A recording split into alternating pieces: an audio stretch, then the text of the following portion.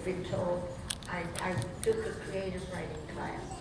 And so there's a couple stories I'd like to read from my writing.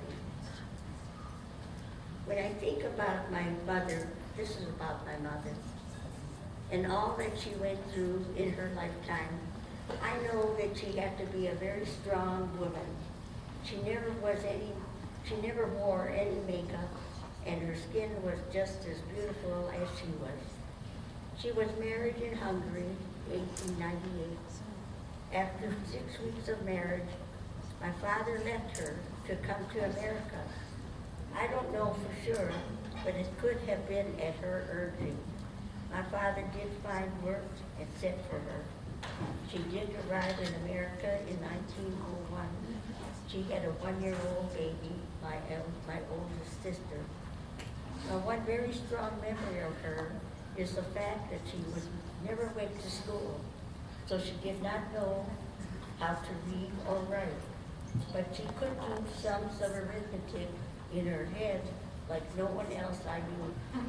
I know she missed knowing things because she always wanted me to read the newspaper to her. Of course, I did read to her.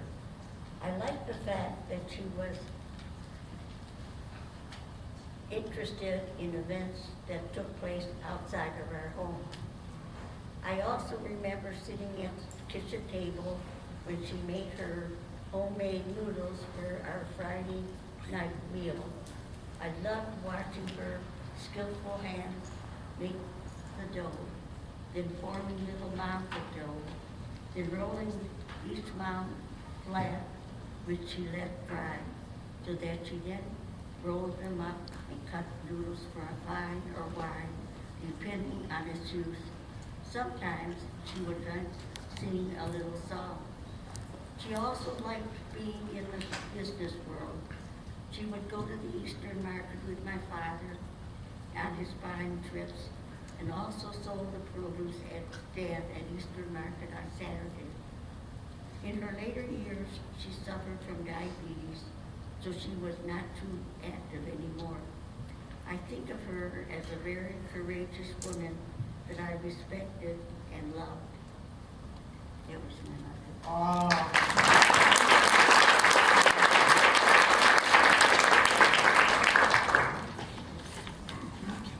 Now, this is something when I took the writing class, the teacher said that when you write something, you should loop it. I never heard that word before.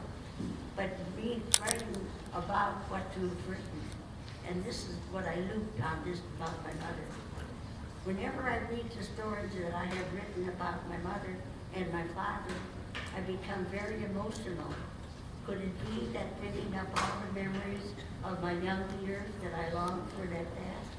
I hope not, because I know that life is all about learning and growing with the years that are given us. My daughter Sandy and my son Stephen loved listening to the stories I wrote. I think it gave them a better understanding of life way before they were born. In writing about my emotions connected to my stories, I cherish my memories all the more. That's Luke and me. Wait, I have to.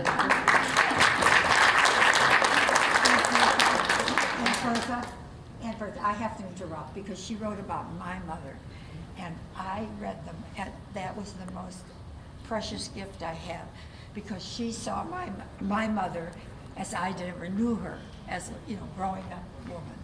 So thank you so much. Well, my mother's saying that. I just want to tell you, my sister sends her love, and my sister and I are always telling people about the stories you write, and we have copies of a few, and we read them to our friends, and I just think the fact that you've taken up writing and telling our stories for us is wonderful.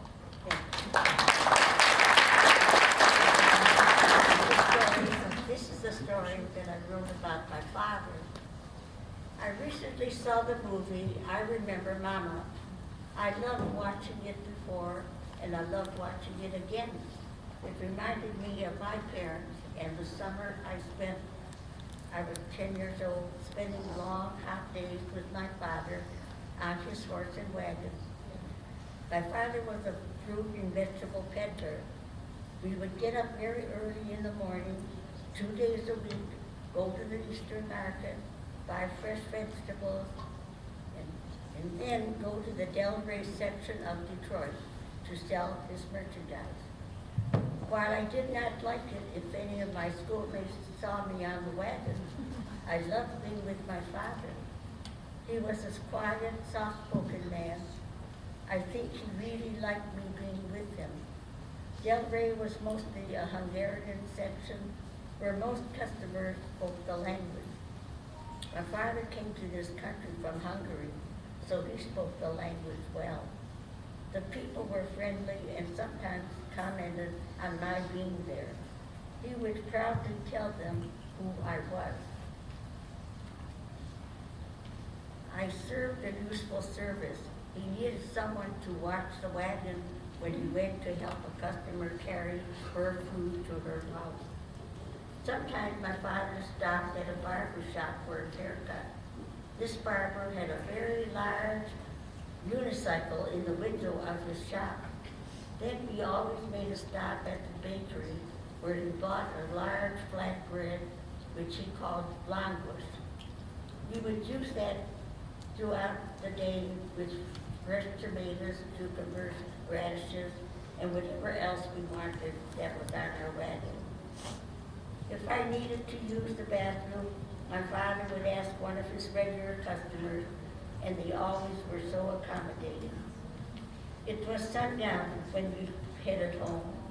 Our rep took us by 4th Street when they were building the cement foundation for the Ambassador Bridge. It was nightfall when we came home, tired, hungry, but a day well spent. Yes, I do remember my papa.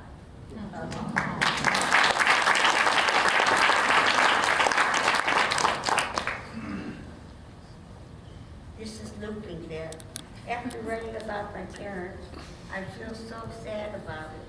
I don't think I could have done that at that time. In today's world with telephone, air travel, and computers. After reading what I wrote today, I feel progress is a wonderful thing. Imagine a world where if you are lonesome, you can pick up the telephone and talk to someone. Or with Skype, you can see and talk to some people anywhere in the world. I think it is pure magic.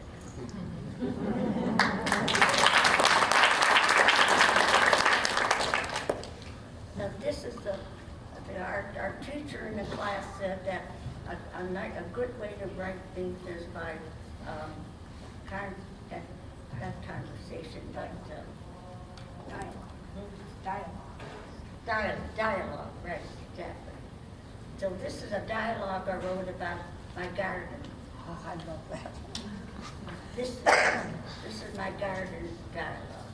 Me, on the phone. Well, I will say goodbye for now.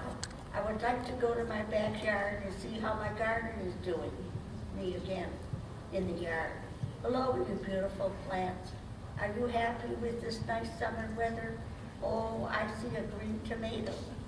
Green tomato. Yes, I'm here, enjoying this warm weather. I hope to turn red very soon. Then I will feel good that I've accomplished my mission in my time here. Me. I love you, my dear tomato, my cucumbers and basil, and my tall sunflower cucumber. I do like that you gave me a strong stalk so I could twine my long vines around this very tall sunflower, the basil. I'm so happy that you planted me next to my beloved companion, the tomato. It won't be long before you will have many more tomatoes. We do love each other. You are all so good to me. I will take good care of all of you by seeing that you are well fed and have plenty of water. You give me a great deal of pleasure. Sunflower. What about me? I see that the birds have something that they can eat. My seeds are very tasty. Me. Ah, yes, all of you. I thank you for your freshness, your vibrant colors, and each of you have your unique qualities. The tomato so juicy, the basil so pungent, the cucumber so bright, so crisp, a very strong, tall sunflower reaching to the sun. I love looking at your golden yellow head with the sun in my eyes and love in my heart. And this is looping it. It is too different now, but I used to love working in my garden.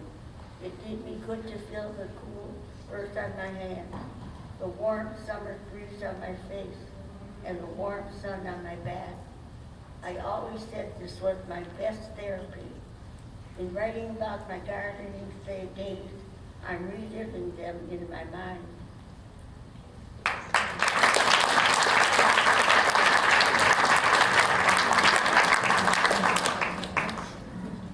Two things. One, there's cake for everybody, y'all. And the cousins would like to get a group shot around Grandma.